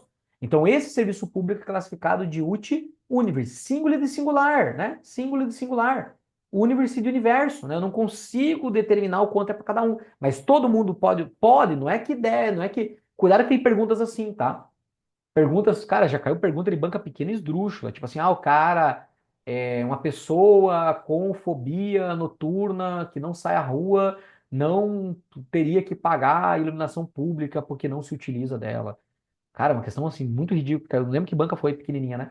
Mas entendam isso, tá? Tem questões que ele cobra o conceito dizendo assim, cara, o uti universe não é pelo uso. Já viram questões assim? É por estar à disposição da população. Você não está usando, azar é teu. Você vai pagar do mesmo jeito, junto com o bolo, todo mundo junto. Legal? Então, faz essa distinção também do uti singuli para o uti universe. Beleza. Galera, olha só. De novo, né? Você viu que eu estou até tentando acelerar, mas claro que na medida certa, para pelo menos a gente, né, pegar os insights. Marcelo, 8987 de serviço público. Fala para nós aí, o que que a banca gosta? Cara, artigo 6º. Opa, que a gente vai dar uma olhada aqui, tá? Vamos dar uma olhada. Artigo 6º da norma, vamos dar uma olhada sobre serviço adequado. E 35, que eu devo ter chamado a atenção também. Aqui, ó. Só que não só o 35 assim, você saber que são essas formas de extinção, tá? Mas é você saber como que elas se aplicam. Tudo bem? Você saber como que elas se aplicam. Legal? Tanto que, olha só, galera, tem que estudar isso aqui até o final, tá? Isso aqui despenca. Quando ele fala de rescisão, rescisão é uma forma de extinção que não cabe à administração pública, cara. Não cabe à administração pública. Essa forma de extinção é do particular. Aqui, ó. O contrato de concessão poderá ser rescindido por iniciativa da concessionária, no caso do descumprimento das normas contratuais pelo poder concedente, mediante ação judicial, não pode ser direto, o juiz tem que determinar, especialmente intentada para esse fim. Parágrafo único, na hipótese prevista no caput desse artigo, os serviços prestados pela concessionária não poderão ser interrompidos ou paralisados até a decisão judicial transitada em julgado. Marcelo, coitadinho, né, do concessionário permissionário? Não. Porque quando ele veio brincar, antes de brincar, foi entregue para ele, ó, as regras do jogo é essa, tá? Você quer? Então ele já sabe disso aqui. Ele já sabe que isso aqui pode. E é esse aqui, galera. O atraso da administração pública, quando ela que tem que fazer o pagamento, tá? Do serviço público, isso aqui acontece naturalmente. Beleza? Então o cara já sabe, então não é coitadinho do cara. Então o cara só vai. Então guarda aqui, galera, que a rescisão tem questões que cobram. Ah, todas as formas de extinção do contrato podem ser, da concessão, podem ser aplicadas pela administração pública. Pé. Rescisão não pode. Beleza? Então, artigo 6º e essa parte do 35, mas não o 35 só, mas os dispositivos que explicam cada uma dessas formas de extinção do contrato. Quero chamar atenção aqui para uma, em especial, que teve uma questão da FGV maravilhosa, porque a gente sempre falava isso em aula, e até que chegou um dia que uma banca foi e cobrou os dois em conjunto. Quando a gente fala de caducidade, galera, ela é aplicada aqui em serviços públicos e ela também é aplicada em ato administrativo. Tudo bem? Só que os conceitos de caducidade são diferentes. Legal? Vamos lembrar do ato administrativo. O ato administrativo, galera, quando a gente fala que ele caducou, é por qual motivo? Quem lembra? Quando o Uma ato nova lei. nova lei. O ato administrativo, quando caduca, é porque veio uma nova lei. Por exemplo, eu tenho uma licença para vender produto in natura na rua. Tem uma licença. Mas a lei veio agora e disse, ó, não pode mais vender produto in natura na rua. Não pode mais, só dentro do estabelecimento. Então aquela licença, aquele ato meu que eu tenho, caducou. Uma nova lei agora, disciplina de maneira diversa. Beleza? Aqui, cara, não é nova lei. Aqui é uma cagada pelo concessionário. Dá uma olhada aqui. Artigo 38. A inexecução total ou parcial do contrato acarretará, a critério do poder concedente, a declaração de caducidade da concessão ou aplicação das sanções contratuais, respeitadas as disposições deste artigo, do artigo 27 e das normas convencionais entre as partes. A caducidade da concessão poderá ser declarada pelo poder concedente quando o serviço estiver sendo prestado de forma adequada ou deficiente, a concessionária descumprir cláusulas contratuais, a concessionária paralisar o serviço ou concorrer para tanto, a concessionária perder as condições econômicas, técnicas e operacionais, a concessionária não cumprir penalidades impostas por infrações, a concessionária não atender a intimação do poder concedente, a concessionária não atender a intimação do poder concedente para, em 180 dias, apresentar documentação relativa à regularidade fiscal. Ou seja, aqui, caducidade não é por uma nova aplicação legal, e sim porque ela descumpriu alguma coisa. Ela fez alguma cagada. O concessionário ele fez alguma cagada na prestação do serviço público aqui. E aí, nesse caso, a administração pública pode, porque é discricionário, né? Vocês viram aqui, né? A critério do poder concedente, declarar a caducidade do serviço público. Legal? Então, cuidado, caducidade aqui é uma coisa, caducidade em ato administrativo é outra coisa. Mas já falei, artigo 6º e artigo 35 são os campeões da audiência aqui. Mas uma lida, uma leitura dá para dar, galera, nesse período aí, né? Da norma, no material aí, acho que não é tão complicado, não. Vamos no artigo 6º aqui tratar um pouquinho sobre serviço adequado. Toda concessão ou permissão pressupõe prestação de serviço adequado ao pleno atendimento dos usuários, conforme estabelecido nesta lei, nas normas pertinentes e no respectivo contrato. Tá. A Constituição Federal falou, ó. Ela falou, tem que ter aqui. Cadê? Aqui, ó. Manter o serviço adequado. Tá, mas o que é serviço adequado? Aí a lei vem e explica. O que é esse serviço adequado? O serviço adequado é o que satisfaz as condições de regularidade, continuidade, eficiência, segurança, atualidade, generalidade, cortesia na prestação e modicidade das tarifas. Não dá tempo de a gente aprofundar cada um, mas regularidade, cuidado, tá? Regularidade é assim, você vai viajar, pode o pedágio estar fechado em determinados momentos? Não, tem que ter regularidade, cara. Você vai pegar, ó, cuidado que irregularidade não é sempre dentro do mesmo ciclo. Por exemplo, ônibus aí, galera, ônibus urbano, de madrugada, tem a mesma quantidade de ônibus do que é durante o dia? Não. Mas a ideia é, eu sei quais são os horários de madrugada. Eu sei quais são os horários durante o dia. Entenderam? A regularidade nesse sentido. Então isso é regularidade, para que tenha um serviço adequado. Continuidade, esse é um dos mais cobrados aqui. Continuidade do serviço público. E vai ser aqui, ó, vai ser tratado no parágrafo terceiro também. Galera, se é serviço público, ele não pode parar. Ele tem que ter uma continuidade de maneira regular. Ele tem que ser eficiente, então não basta só entregar o serviço público, tem que entregar o serviço público da melhor maneira. Ele tem que ter segurança, né? O serviço público tem que ser entregue com segurança. Então as rodovias, ela precisa estar com a grama lá baixa, com a sinalização, com as placas, com atendimento ali de guincho, com atendimento para acidentes, com ambulância. Legal? Ela tem que me dar segurança. Atualidade, né? Pega os ônibus lá de Curitiba, galera, né? Quem é de Curitiba, já foi em Curitiba, cara, ali todo ano ali a frota nova, zerada, bonitona, lá os biarticulados lá, toda vez parece um Transformers, né? Vem um negócio diferente, atualidade. Então tem que se atualizar o tempo todo, o tempo todo. Tanto que ele vai falar aqui no parágrafo, ó, parágrafo segundo até caracteriza. A atualidade compreende a modernidade das técnicas, do equipamento e das instalações e a sua conservação, bem como a melhoria e expansão do serviço. Né? Então você pega lá o biarticulado lá, cara, cada vez maior, cada vez mais moderno, aí tem uma televisãozinha lá, tem até música clássica para você ouvir lá dentro do negócio, né?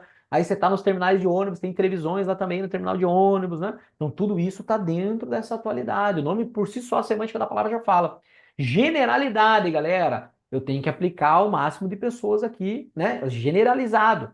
Então vai passar carreta, vai passar bitrem, vai passar carro, vai passar moto, vai passar, né? Eu tenho que ter essa generalidade quando eu estou falando da prestação de serviço público. Cortesia, o nome já fala, cortesia na sua prestação, né? Porque aquilo que é exigido do próprio agente público, quando há uma delegação aqui, galera, em relação aos delegatários, né? Eles também precisam manter essa mesma cortesia, porque agora eles estão prestando serviço público em nome do Estado. Beleza? E modicidade das tarifas. Galera, tarifa módica, né? Tem um capítulo que fala propriamente da tarifa aqui. Tarifa módica é aquela que ela é condizente com a entrega do serviço. Não é tarifa mais barata, não é isso. Ela é aquela condizente com o serviço prestado. Então, quando a gente olha pedágios, né? O estado do Paraná, por que que eles queriam terminar? Cara, quando você ia de Curitiba para Foz do Iguaçu, cara, tu gastava ali uns R$ 700 de pedágio, cara. R$ 700, ida e volta, R$ 700, cara. Tranquilo, frouxo, de pedágio. Por quê? 40, 50 pau cada pedágiozinho era lá, cara. Pô, não é uma tarifa módica, né? Imagina o cara ter que ir até Foz do Iguaçu, voltar. Cara, não é. Agora vai em Santa Catarina, né? Pega 101 em Santa Catarina. Pedágiozinho de R$ 3, R$ 4, R$ 5 no máximo. Ali, legal, pô. Dá pra pagar isso pra ter uma estrada bacana? Ah, legal. Né? Faz sentido. Agora pagar 40, pagar 50, não é uma tarifa módica. Então, modicidade das tarifas é tarifas que sejam condizentes com o serviço prestado. Lembrando que a gente sabe que dentro das tarifas a gente pode ter meia tarifa, ou isenção, não é? Idoso, não paga. E estudante, meia tarifa. Então, várias questões Sebrae perguntando que a modicidade das tarifas seria, claro que não, porque na prática acontece, seria afetada, né, por conta dos pagamentos, da isenção tarifária, ou por conta da meia tarifa. Não, tá? Entra junto aqui também, porque a lei determina, né, essas hipóteses aí do idoso não pagar, do estudante pagar meia, beleza? Parágrafo terceiro, bastante importante, né? As três hipóteses que nós teremos aqui. Não se caracteriza, em prova, não se caracteriza como disponibilidade de serviço. A sua interrupção em situação de emergência. Galera, de repente aqui agora, já aconteceu isso comigo em aula já. Você está dando aula, caiu, puf, deu um acidente aqui, derrubou o poste, cortou.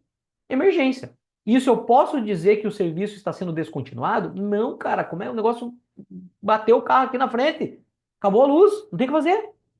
Então, isso é a primeira que não se caracteriza a descontinuidade do serviço público, como ele fala que é um princípio ali a ser aplicado no serviço adequado. Beleza? Veja que não precisa de aviso prévio, galera. Não é que não precisa, não tem como. Tem como a Light aqui no Rio de Janeiro agora avisar, mandar uma mensagem aqui, Marcelo, olha só, daqui 10 minutos um carro vai bater aí na frente, tá? Não posso da frente, tem como avisar? Não faz sentido então, galera, beleza? Cuidar nas questões. Então aqui não tem que ter aviso prévio. Agora, aí ou após aviso prévio, aí duas hipóteses. Motivação por razões de ordem técnica ou segurança das instalações.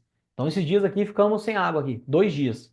Aí nem lembro o nome da empresa aqui, avisou, ó, de tal a tal dia lá vai ficar sem água. Então, se segura aí que nós temos que fazer uma manutenção nesse negócio aqui. Avisou previamente, parou para que desse uma manutenção. Legal, isso também não é considerado descontinuidade do serviço público. Ou por inadimplemento do usuário, considerado interesse da coletividade. Então, você não paga a tua luz. Deu lá, acho que o terceiro, né? Terceira conta de luz, ela vai ter que avisar, aviso prévio. Não veio lá? Já aconteceu comigo, já. Chegar lá, ó, tá devendo 2 até tal dia, se não pagar e pelo menos um, nós vamos cortar esse trem aí. Né? Inadimplemento do usuário, mas tem que ter o aviso prévio, tem que ter a comunicação. Ó, tal dia nós vamos cortar, cara. Tá devendo aí, nós vamos cortar. Então tem que ter o aviso prévio para que haja o corte aí, e isso não é considerado também descontinuidade de serviço público. Então são 3 hipóteses, uma não precisa de aviso prévio, por lógica, e as outras 2 têm que se ter o aviso prévio. Beleza? E parágrafo 4º, a interrupção do serviço, na hipótese prevista no inciso 2º do parágrafo 3º deste artigo, não poderá iniciar-se na sexta-feira, no sábado ou no domingo, nem em feriado ou no dia anterior a feriado. Por quê, galera? Pensa no caso da luz, né? Você vai regularizar. Às vezes a parte administrativa não vai funcionar nesses períodos. Então, às vezes, vai ocorrer o corte, a pessoa pode ir lá e fazer o pagamento e regularizar. E aí a empresa vem e faz o religamento, né? Esse exemplo não só de luz, mas de luz é mais claro da gente enxergar.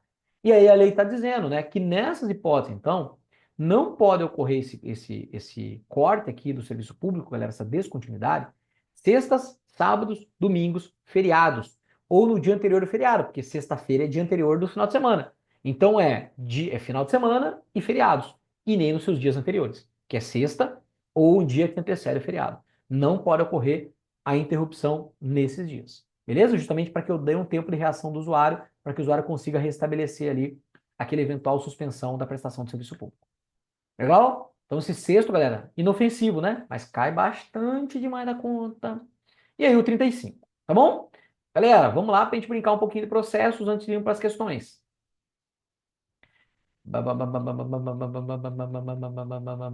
Beleza. Bom, aqui dentro do processo, até antes da gente falar de impedimento e suspeição, a gente tem o caso da vocação e da delegação aqui dentro também. Por isso que essa Lei 984 é um grande resumo, cara, do direito administrativo. Ela é muito boa para você estudar sempre no final, quando você termina a sua preparação do direito administrativo, tá? O direito, eu sempre digo, né? O direito administrativo começa no 3741 e termina no 9784. Aí, porque você consegue justamente ter uma sequência lógica de estudo do direito administrativo.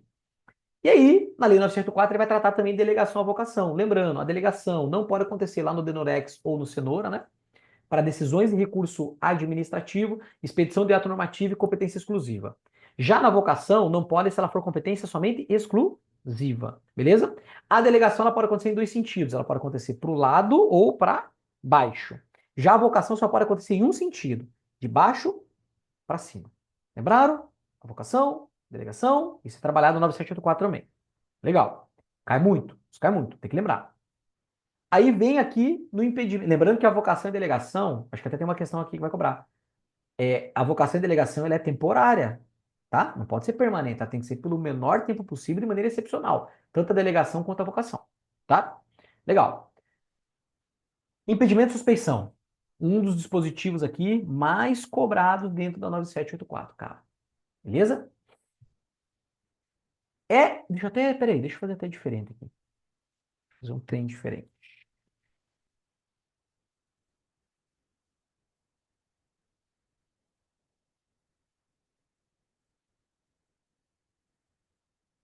Separar aqui os dispositivos, que fica legal a gente trabalhar assim. Eu não como, mas não tem problema. Porque eu quero que fique assim mesmo. Beleza. 18. Ó, aqui ele vai tratar do impedimento.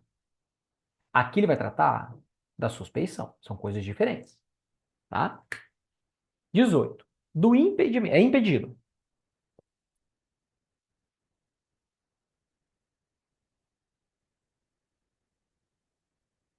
É impedido de atuar em processo administrativo o servidor ou autoridade que tem interesse direto ou indireto na matéria. Então, aquele processo, tá falando de processo aqui, tá? Não se esqueçam, a lei é de processo administrativo federal. Está falando de processo administrativo. Se você tem um interesse direto ou indireto na matéria, você tem que se declarar impedido. A gente já vai ver que é você que se declara, tá? E se você não se declarar, ó, vai se ferrar. Porque você pode pensar no início, ué, mas se eu quiser, eu não vou ficar quieto, Marcelo. É, então fica quieto. Você já vai ver o que vai acontecer com você no artigo 19. 2. Tenha participado ou venha participar como perito, testemunha, representante. Ou se tais situações ocorrem quanto ao cônjuge, companheiro ou parente afins até o terceiro grau. Então, tenha participado ou venha participar como perito, testemunha ou representante. Não só você, mas também o seu cônjuge, companheiro ou parente até terceiro grau. Por quê? Cara, é um processo que uma das testemunhas é tua esposa ou é teu marido. E o processo cai na tua mão. Entendeu? Aí não, peraí, cara. Se é um processo onde minha esposa tá como testemunha, não faz sentido você dar andamento. Por quê, galera? A ideia do impedimento de suspeição, sabe qual é? É muito clara. É você usar o teu poder de estar dando andamento ao processo e direcionar o processo. É muito clara a ideia do impedimento de suspensão. É por esse motivo. Então aqui é perito, testemunho e representante. Lembrando que vai se aplicar também ao seu cônjuge, companheiro ou parente até o terceiro grau. E esteja litigando judicial ou administrativamente com o interessado ou respectivo cônjuge ou companheiro. Da mesma maneira, galera. Então você tá com uma ação, o cara chegou lá no TRE para começar um processo administrativo. Só que o cara bateu no teu carro e não quis te pagar. Você não pode, você tem que se declarar impedido. Ó, não posso, porque esse cara aí tem problema comigo, judicialmente. Ou ele tem problema com a sua esposa, bateu no carro da sua esposa, do seu marido. Então, interessado ou respectivo cônjuge ou companheiro. E aqui até, galera, é um envolvimento, mesmo que você saiba também, que é do cônjuge ou companheiro do que intenta também, tá? Esse entendimento é expandido não só para o lado do agente público, mas também para o outro lado, da mesma maneira. Tudo bem? Então, essas três hipóteses são hipóteses, então, galera, em que você tem que se declarar impedido. Interesse direto ou indireto, se atuou como perito, testemunho representante ou atuará dentro do processo, ou se você está litigando judicial e administrativamente ali, e envolvendo aqui também, nesse caso, só o cônjuge companheiro, no inciso segundo, tem o parente consanguíneo afim até terceiro grau. Tem que ter essa distinção aqui também. Você que tem que se declarar impedido. A autoridade ou servidor que incorrer em impedimento deve comunicar o fato à autoridade competente, abstendo-se de atuar, porque senão você vai interferir nessa bagaça. Ou, ó, esse interferimento, galera, entenda, não é só para prejudicar, é também para ajudar. É os dois, tá? Que a lei está tentando aqui fazer que não aconteça. Beleza? Marcelo, mas se eu não quero ou passou batido, cara, tu vai ter um problema. Parágrafo único. A omissão do dever de comunicar o impedimento constitui falta grave para efeitos disciplinares. Quando a gente estuda o processo administrativo disciplinar e a gente diz que você cometeu uma falta grave, o que vai acontecer com o senhor no PAD? Demissão. Demissão. Ah, tu não avisou? Tu não viu? Tu não percebeu? Tá bom, vamos instaurar um PAD. Agora tu te vira lá, dentro do PAD, para você não ser demitido por você não ter se declarado impedido num processo administrativo por qualquer uma dessas hipóteses que nós vimos aí assim. Beleza? Impedimento é você que tem que se declarar.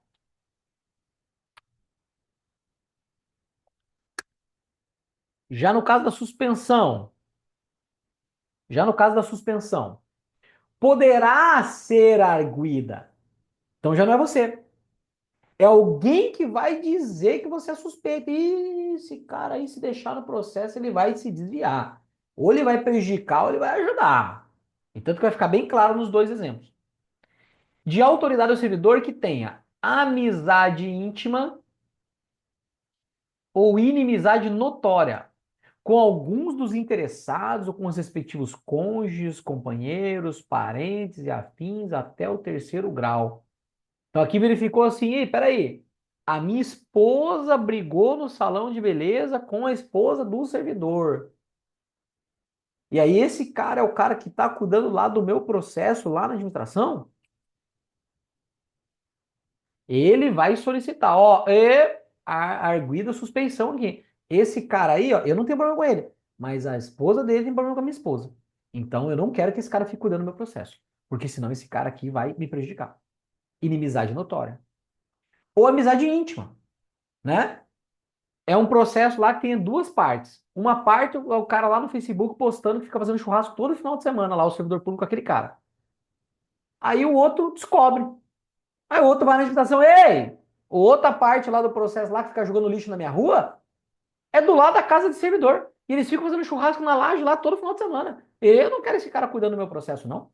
Então, a suspeição é por amizade íntima ou inimizade notória. E na qual ela é arguida. Aqui o servidor não tem que falar nada. Aqui alguém diz que ele pode interferir de maneira a prejudicar ou de maneira a ajudar dentro do processo administrativo. Beleza? Artigo 21. O indeferimento da alegação de suspeição, isso aqui cai muito também, poderá ser objeto de recurso, só que sem efeito suspensivo. Na verdade, quando ele fala recurso de maneira genérica, a Lei 9.184 trata dos quatro R's, né? Requerimento, requerimento, reconsideração, recursos no plural, e revisão. Você entra com pedido, te negam, você pede reconsideração. Te negam, você vai para os recursos. Beleza? E no final, terminou o processo ainda. Se ocorreu fatos novos, né, elementos novos que você não tinha antes para comprovar, você pode reabrir o processo. E aí é chamado de revisão. São os quatro R's do processo administrativo, né? Então, quando você entra com requerimento de suspeição aqui e te negam, você entra com a reconsideração e até mesmo com os recursos. Aqui está falando recurso no estilo genérico. Esse efeito, sem efeito suspensivo significa o quê? O processo continua. Você pode entrar com recurso, mas o processo vai continuar na mão daquele servidor lá. Continua. Sem efeito suspensivo.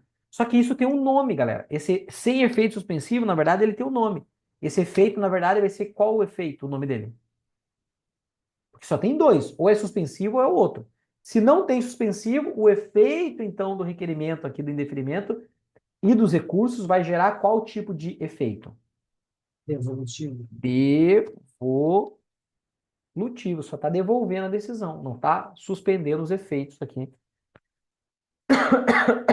da decisão. Beleza? Queridos, vamos para as questões, vai dar tempo aí, dentro do tempo que a gente estipulou.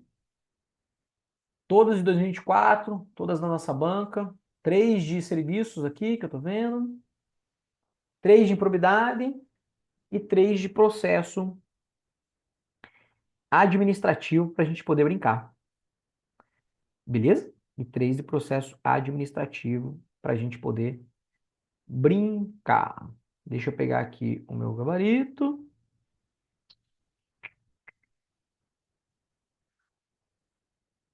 Já vão olhando aí primeiro. Bom, tá no material também com vocês, né?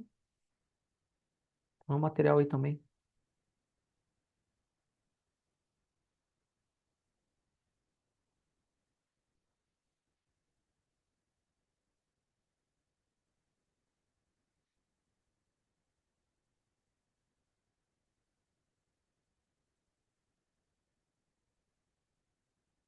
Opa,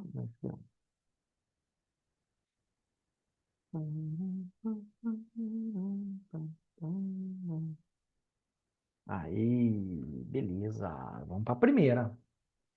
Serviço público é toda atividade que a administração pública executa direta ou indiretamente para satisfazer a necessidade coletiva, sobre regime jurídico predominantemente público.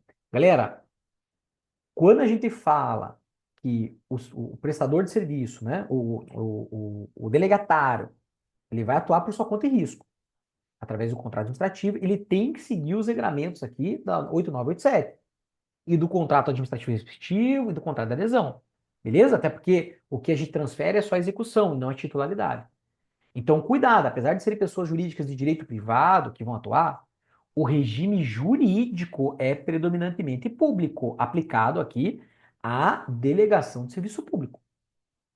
Beleza? Então, por isso que a questão está correta.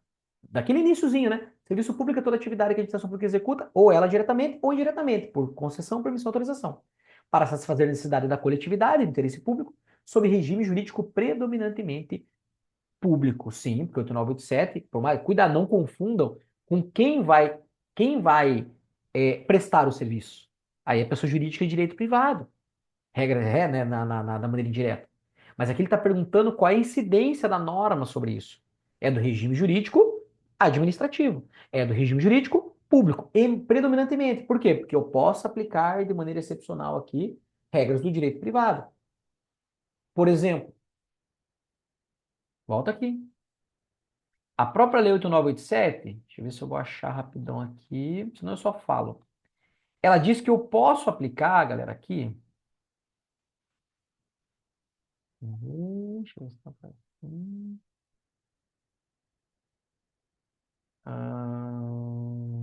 Deixa eu lembrar qual dispositivo tá, mas se não lembrar também, eu mesmo falo aqui, não tem problema não.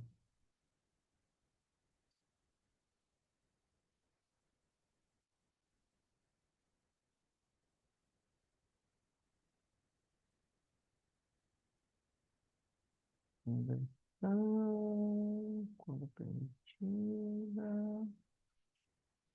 Pra gente não perder tempo aqui, eu mesmo vou dizer para vocês. Galera, é o seguinte, a lei vai dizer que podem ser aplicados mecanismos do direito privado aqui dentro dos contratos administrativos. Mas tem um, inclusive, que ele cita expressa. É isso que eu queria mostrar. Mas foi até bom não ter aparecido, que eu pergunto para vocês, vamos ver se vocês vão lembrar. Tem um que ele diz expressamente que poderá ser aplicado aqui aos contratos de concessão, contrato administrativo de concessão e contrato de adesão de permissão. Qual é esse mecanismo privado que expressa? Ele fala que pode aplicar vários, mas tem um que ele dá exemplo. Ele fala, ó, inclusive esse. Qual é?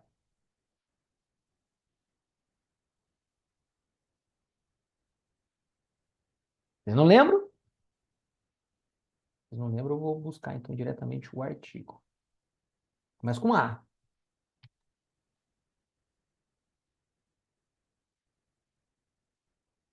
Ó, 23A. Começa com A. Aqui. O contrato de concessão poderá prever o emprego de mecanismos privados. Então, ele é eminentemente sobre o regime jurídico público? É, eminentemente. Aí ele falou predominantemente ali, né? Mas é. Para a resolução de disputas e ocorrência do contrato. Inclusive, arbitragem. Ok? Lá do Código Civil. A ser realizado no Brasil e em língua portuguesa, nos termos da lei e tal. Beleza? Então, por isso que ele fala que é eminentemente do regime jurídico público. Porque em alguns momentos eu posso aplicar o direito privado aqui também. Tá? Então, volta para lá. Então, tá correta. Questão 2. Segundo a classificação tradicional dos serviços públicos, a segurança pública enquadra-se no conceito de serviços uti universi. E aí, certo ou errado? Certo. Certo, né? Segurança pública. Você sabe assim, ah, não, o policial me ajudou aqui nesse negócio, então eu vou pagar mais. Ah, não, eu não vi o policial na rua, então eu vou pagar menos. Não, ele é uti universi, galera. Ele fica à tua disposição lá. Você usando ou você não usando. Então é um exemplo, sim, de uti universi, com certeza. 3. O princípio da modicidade da tarifa determina que o Estado preste seus serviços públicos com a maior eficiência possível. Peraí, tem o princípio da eficiência lá.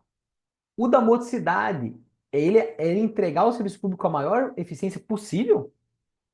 Não. Não. Modicidade é que as tarifas sejam módicas. Aquilo que está sendo prestado tem que ser condizente com o que está sendo pago.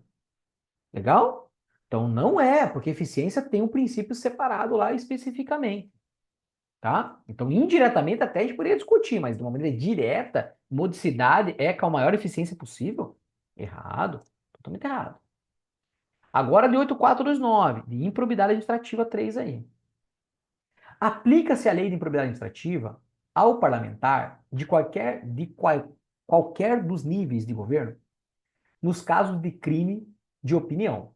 Galera, a lei de improbidade administrativa é ato de improbidade administrativa. Quais atos? Enriquecimento ilícito, lesão erário e atentado contra os princípios. Crimes de opinião aqui.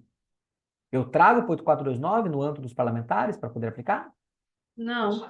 Não, isso aqui a lei não se preocupa com isso, cara. Nada a ver. Isso aqui ele não se preocupa com isso.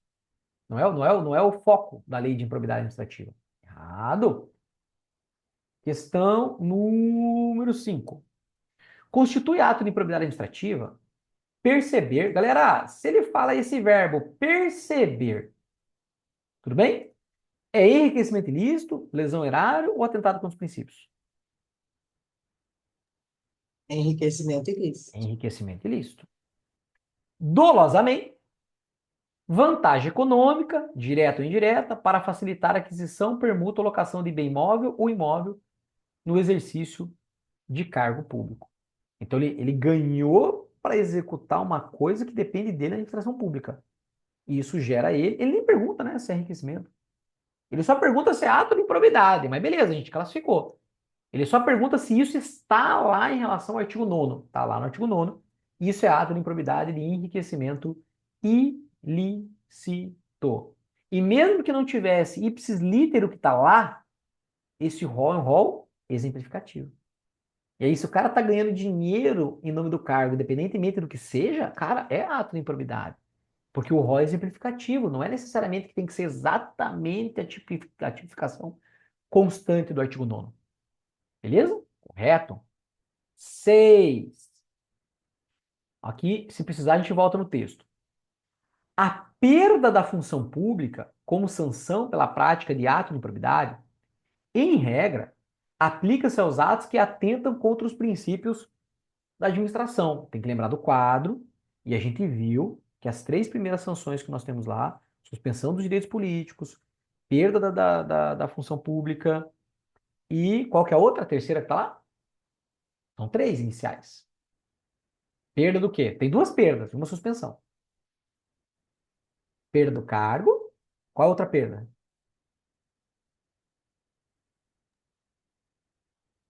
As 2 perdas, hein? Volta aqui. Cadê o artigo 12? Passamos? Não. 17D. Aqui, vai chegar aqui Perda de agora. bens e Isso, perdimento dos bens, ó. Perda dos bens, perda da função, suspensão dos direitos políticos, atentado contra os princípios, não tem. Legal? Então, por isso que a questão vai estar aqui, né? A perda da função pública como sanção para a prática da improbidade, em regra, aplica-se aos atos que atentam contra os princípios? Não. Não só ela, como também a perda, perdimento dos bens e também a suspensão dos direitos políticos. A Lei 8429 diz que não vai se aplicar. Beleza? Agora, 3 de processo administrativo. Um dos critérios a ser observado no processo administrativo federal é a proibição de cobrança de quaisquer despesas processuais dos interessados. Cuidado! A 9784 diz realmente que você, né? Porque a própria Constituição Federal, galera, diz que o direito de petição é independentemente do pagamento de taxas, não é? A Constituição Federal fala, independentemente do pagamento de taxas. Só que aqui ele não está falando de tributo, ele está falando de despesa. Tudo bem? Então, um critério observado no processo administrativo federal é a proibição de qualquer despesa do processo. Aí tá errado, porque, por exemplo, você quer tirar cópia do processo. Para tirar cópia do processo, vai ser feito um cálculo lá do total das páginas e você vai fazer o pagamento por isso, ok? E a própria lei diz, galera, que pode ter exceção. Ele vai falar, não pode ser cobrado aqui, então, né, as despesas. Ela vai dizer, salvo se uma lei determinar. Pode ser, daí ela fala, ó, se alguma outra lei dizer que tem alguma despesa que tem que ser paga, tem que pagar. O que a Constituição fala que não pode ser cobrado é taxa, que é um tipo de tributo, né? Independentemente do pagamento de taxas. Aí, ok.